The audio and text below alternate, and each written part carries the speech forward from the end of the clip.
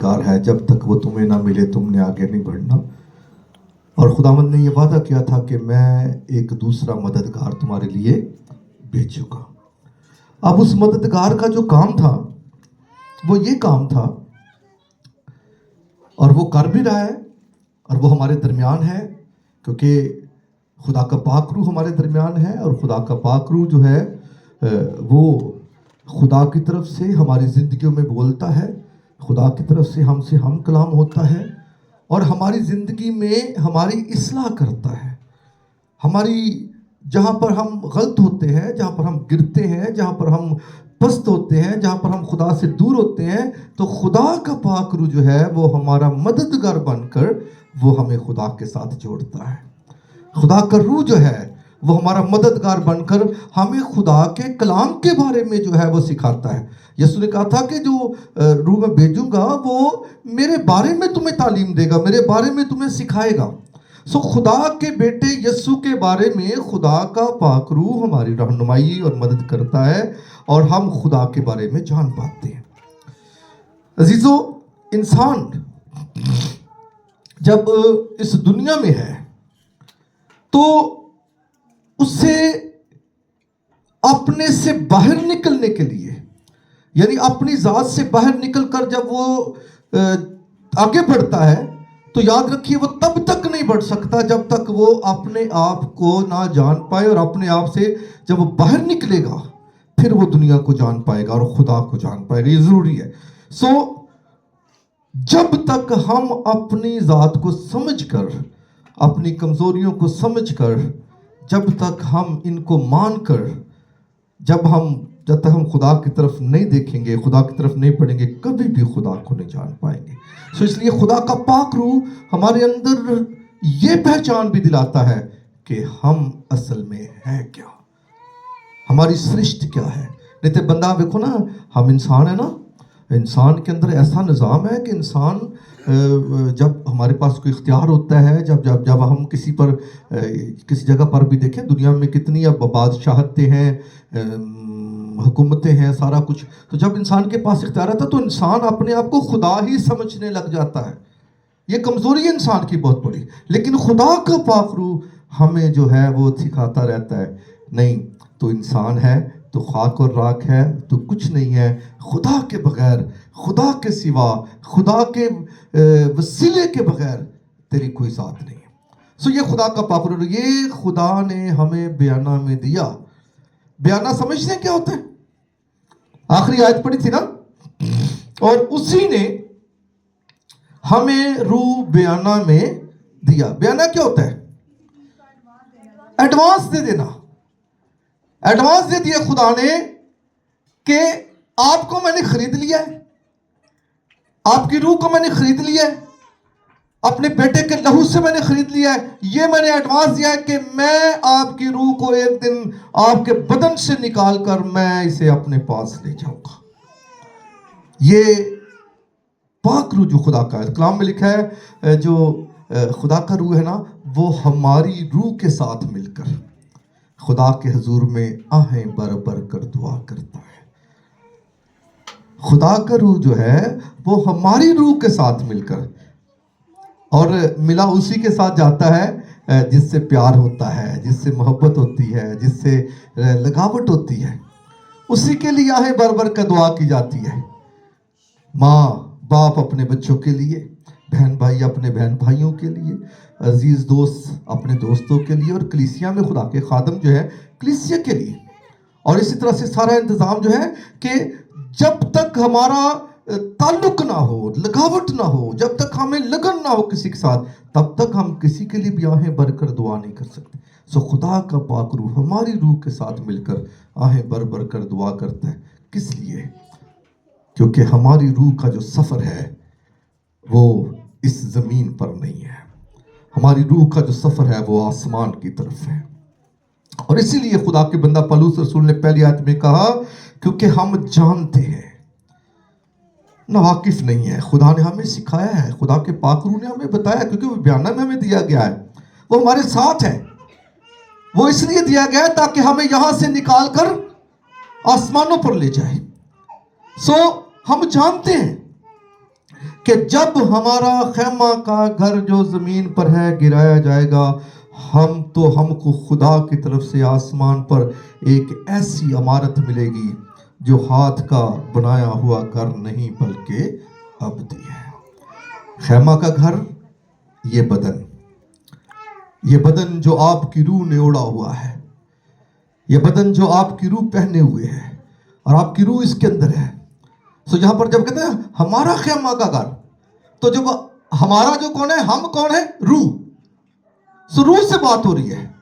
ہمارا خیمہ کا گھر جو زمین پر ہے، یعنی جب یہ بدن گرا جائے گا، کیونکہ اس بدن کی مدت 70 سال 80 سال آخر نو پھر بھی فنا، گو کہ 969 برس بھی ہو جائے تب بھی یہ خیمہ کا گھر گرایا جائے گا۔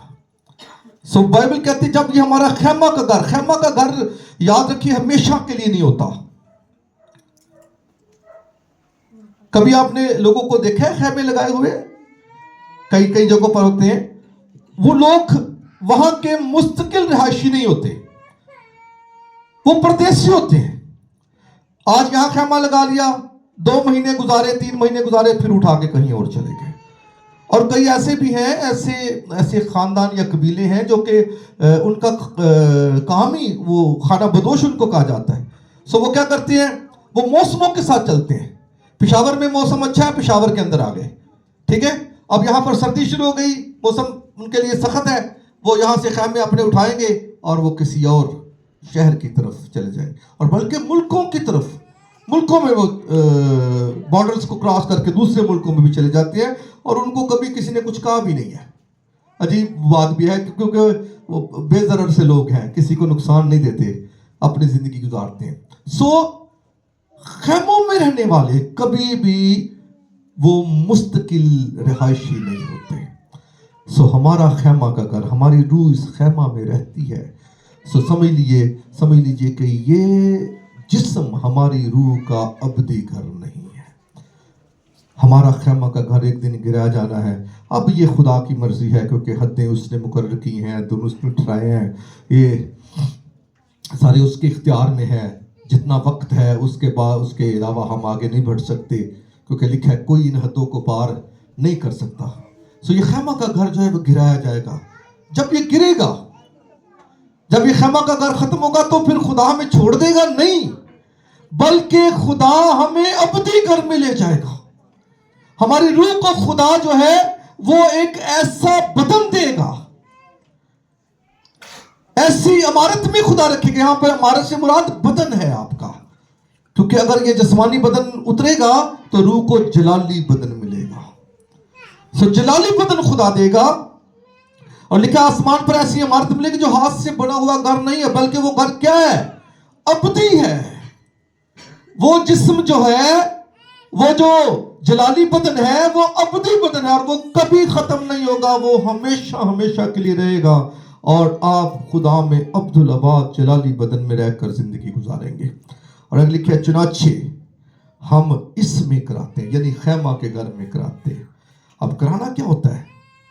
جب انسان سخت درد میں ہو، جب انسان سخت تکلیف میں ہو، اور اس کے سبب سے وہ جب اس کے منہ سے آہیں نکلتی ہیں، جب اس کے منہ سے کہہ لیں کہ اس کی تکلیف کا اظہار ہوتا ہے، تو یہ کرانا ہے۔ ہم اس بدن میں کراتے ہیں۔ وجہ کیوں کراتے ہیں؟ کیونکہ اس بدن میں ہماری روح کو ہر وقت خطرہ ہے۔ بائبل سکھاتی ہے ہمارے جسم کے اندر جو ہے، اس کے کام جو ہے وہ سارے گناہ کے کام ہیں۔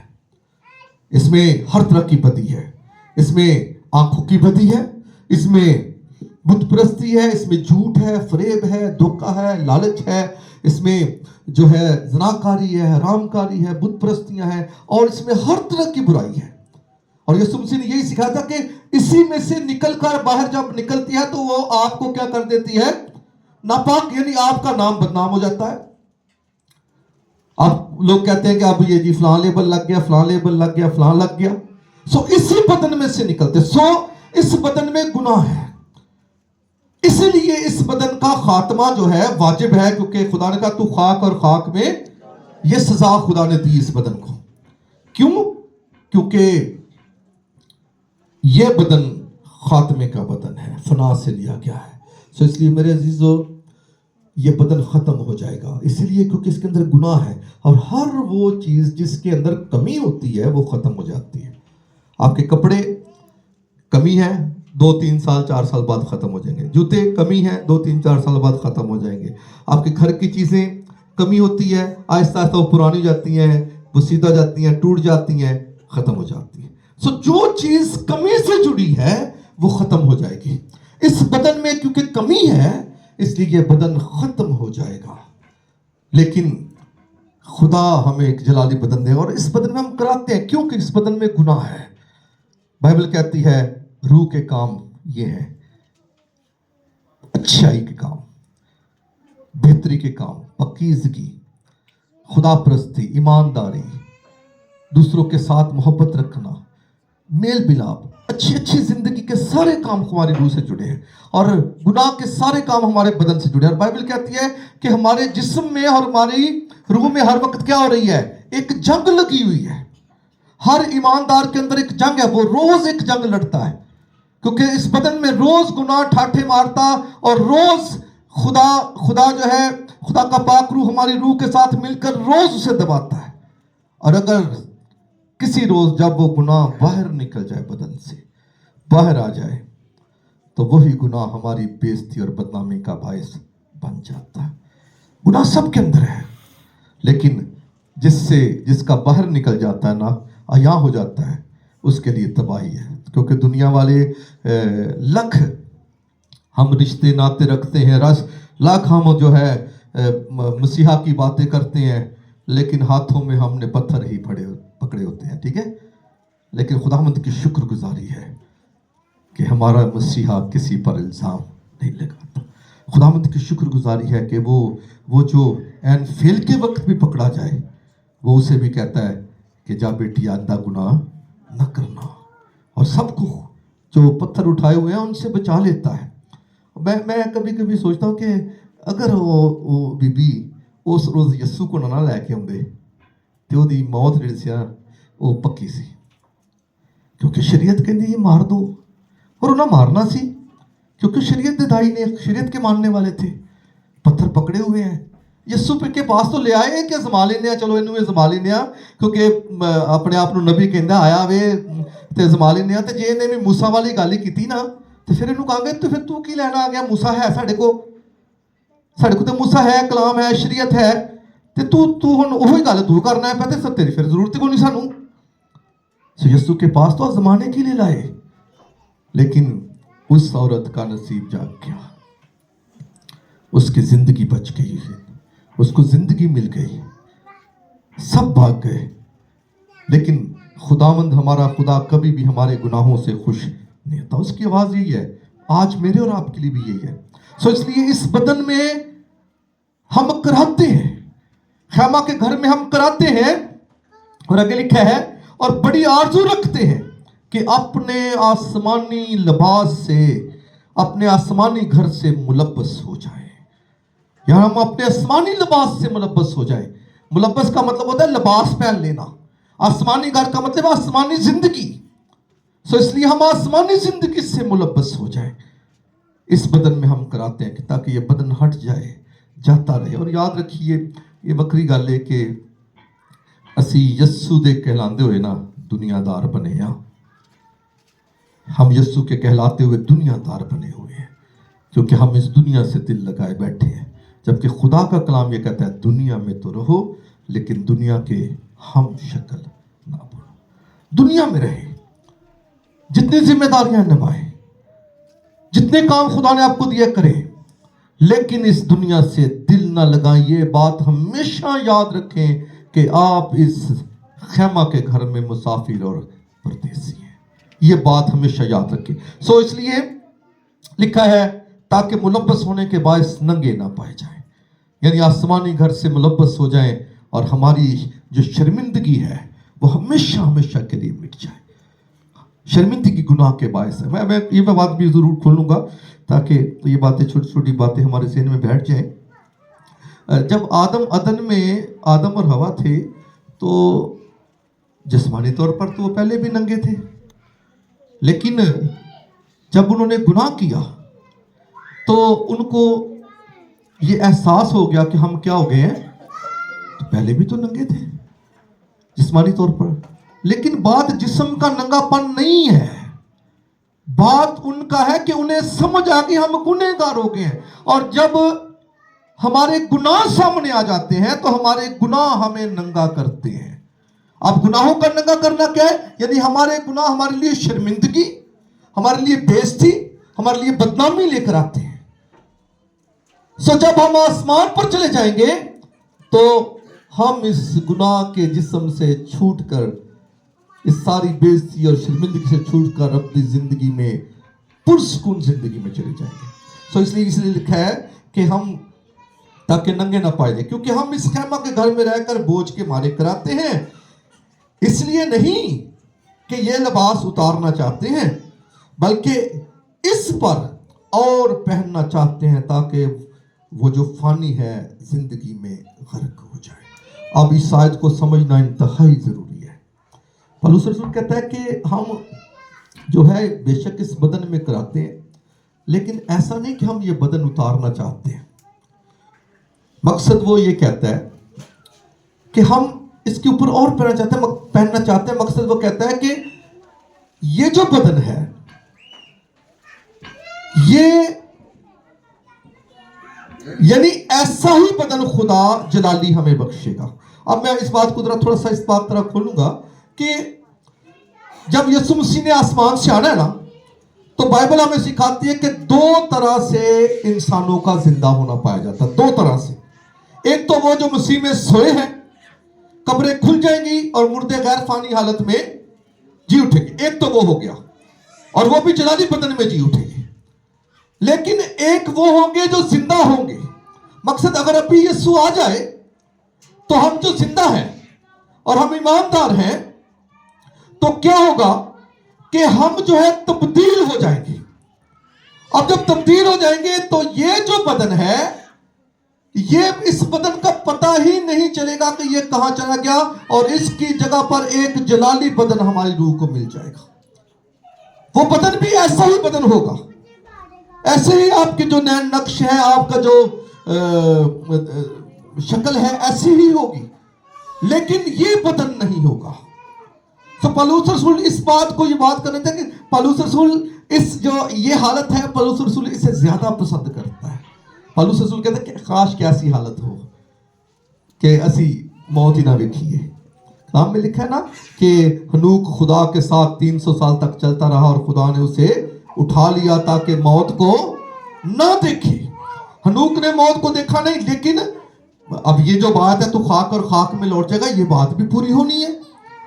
تو پھر کیا ہوا؟ یعنی ہنوک کے بدن کو تبدیل کر دیا گیا، تبدیل کر کے خدا آسمان پر اس کو لے گیا۔ ایسی پولس رسول ایسی حالت کی خواہش کرتا ہے، اور کہتا ہے ایسا نہیں ہم یہ بدن اتارنا چاہتے، بلکہ اس کے اوپر ایک اور پہننا چاہتا ہے تاکہ یہ جو فانی ہے نا، یہ زندگی میں یعنی اس جلالی بدن کے اندر غرق ہو جائے۔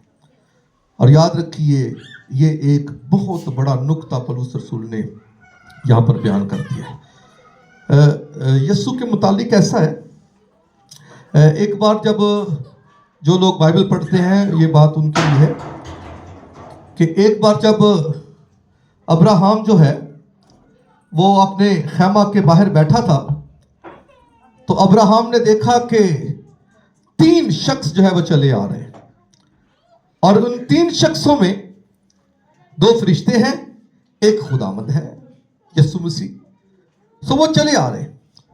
اب وہ جب آئے ابراہم کے پاس بیٹھے، ابراہم نے ان کے لیے کھانا تیار کیا، اور وہیں پر ابراہم کو برکت ملی، بشارت ملی کہ اسی سال وقت معین پر جو ہے اگلے سال جو ہے وہ یعنی انہی دنوں میں خدا تجھے جو ہے وہ بیٹا بخشے گا، ٹھیک ہے، موسم بہار میں۔ وہ ابراہم نے ان کے لیے کھانا تیار کیا، ایک جو بچڑا تھا وہ اس نے ذبح کیا اور ان کے لیے کھانا تیار کیا اور روٹیاں پکائیں، اور انہوں نے بھی ابراہم کے ساتھ روٹی کھائی۔ اب روٹی کھائی تو وہ کیا ہو گیا کہ فرشتے تو چلے گئے سدوم کی طرف، اور یسوع مسیح جو تھا وہ آسمان پر چلا گیا۔ تو وہ روٹی کہاں گئی؟ کیونکہ جب انسان کھانا کھاتا ہے تو اس کی تو حاجت بھی ہے نا، تو کہاں گئی؟ سو یہ جو آیت ہے یہ اس بات کو کھولتی ہے کہ جو فانی ہے وہ زندگی میں کیا ہو جاتا ہے؟ غرق ہو جاتا ہے، اس کا وجود ہی مٹ جاتا ہے، ضرورت ہی نہیں ہے ان باتوں کی۔ سو اس لیے میرے عزیزو، پالوس رسول چاہتا ہے کہ ہم یسوع مسیح آئے اور ہم زندہ ہوں اور ہمارا بدن تبدیل ہو اور ہمارا یہ فانی بدن زندگی میں کیا ہو جائے؟ غرق ہو جائے۔ سو اس لیے اس نے کہا اور جس نے ہم کو اس بات کے لیے تیار کیا ہے وہ خدا ہے، یعنی جس باعث اس خواہش کے لیے، اس ایمان کے لیے جس نے تیار کیا ہے کہ ہم جلالی بدن میں جائیں گے، وہ خدا ہے۔ اور لکھا ہے اور اس نے ہمیں روح، اسی نے ہمیں روح بیانہ میں دیا، یعنی اپنا پاک روح ہمیں جو ہے وہ بخشا ہے تاکہ ہم ان باتوں کے لیے قائل ہوں اور ہمیشہ ان باتوں کے لیے پر امید رہیں کہ ہم خیمہ کے گھر سے چھوٹ کر ایک دن ضرور اپنے اصلی اور جلالی گھر میں جو ہے اس کے ساتھ ملبس ہوں گے۔ میرے عزیزو، خداوند ہمارے خدا نے ہمارے لیے کیسا خوبصورت انتظام رکھا ہے۔ اور یاد رکھیے وہاں پر آسمانی گھر میں نا، وہاں پر آسمانی بدن میں، جلالی بدن میں کوئی بیوی شوہر نہیں ہے، کوئی بچے نہیں ہے، کوئی بہن بھائی نہیں ہے، کوئی رشتہ دار نہیں ہے، کوئی دنیا کی خواہش ہی نہیں ہوگی، نہ کوئی روٹی کی فکر، نہ پانی کی فکر، نہ کپڑے کی فکر، نہ مکان کی فکر، نہ کوئی فیوچر کی فکر، نہ یہ کہ آگے کسی سے نکل جائیں، دوسرا کھا رہا ہے تو میں اس سے زیادہ کھا لوں، ٹھیک ہے، دوسرا جب کما رہا ہے اس سے زیادہ کماؤں۔ یہ ساری ٹینشنیں ختم ہو جائیں گی اور فقط ہم خدا کے حضور اس کی معموری میں عبدالآباد جو ہے سلامتی سے اور سکون سے اور تسلی سے اور خوشی سے زندگی بسر کریں گے۔ سو وہاں پر آسمانی گھر میں ایسا ہوگا۔ سو اس لیے میرے عزیزو، خدا ہم آپ کو برکت دے۔ خدا کا کلام یہ کہتا ہے کہ اپنی جو آنکھیں ہیں نا، اپنا جو ذہن ہے، اپنا دل عالم بالا پر لگائیں، وہاں پر مسیح باپ کے دینے بیٹھا ہے۔ کیوں وہاں پر ہم دل لگائیں؟ جب ہم کسی کی کرسی کو دیکھتے ہیں نا، میں آپ کو ایک مثال دیتا ہوں۔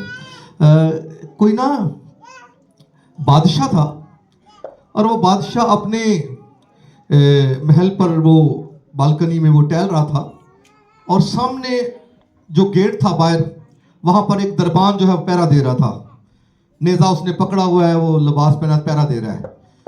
تو دربان جو ہے وہ بادشاہ کی طرف دیکھتا ہے اور دربان اپنے دل میں کہتا ہے کہ ایک دن میں بھی بادشاہ بن جاؤں گا، ایک دن میں بھی بادشاہ بن جاؤں گا۔ تو جب آپ کی نگاہ اچھی چیز پر ہوتی ہے نا، جب آپ کی نگاہ کسی ایسے شخص پر ہوتی ہے، کسی ایسے شخص کو نمونہ بناتے ہیں، تو آپ کے اندر یہ خواہش ہوتی ہے کہ میں ایک دن اس کی مانند بنوں گا۔ سو ایک دن آپ یسوع کی مانند عالم بالا پر خدا کے تخت پر جائیں گے۔ اس لیے بائبل کہتی ہے اپنا دل عالم بالا پر لگاؤ۔ سو خدا کرے ہمارے دل عالم بالا پر لگیں، خدا کرے ہمیں اس بھید کی سمجھ آئے اور ہم اپنے خیمہ کے گھر میں ضرور خوشی سے رہیں، خدا کی شکر گزاری کریں، تمام ذمہ داریوں کو پورا کریں، لیکن ہمیشہ سب باتوں میں یہ بات ہمیشہ یاد رکھیں کہ ہم اس خیمہ کے گھر میں مسافر اور پردیسی ہیں اور ہمارا اصلی وطن آسمان پر ہے۔ سو خداوند ہمیں اس وطن کے لیے تیار کرے اور ہم ہمیشہ جو ہے اس پر نگاہ رکھیں اور خدا ممکن کرے کہ ہم سب آسمان کی بادشاہی میں اکٹھے ہو سکے، مسیح ہمارے خداوند کے وسیلے سے، آمین۔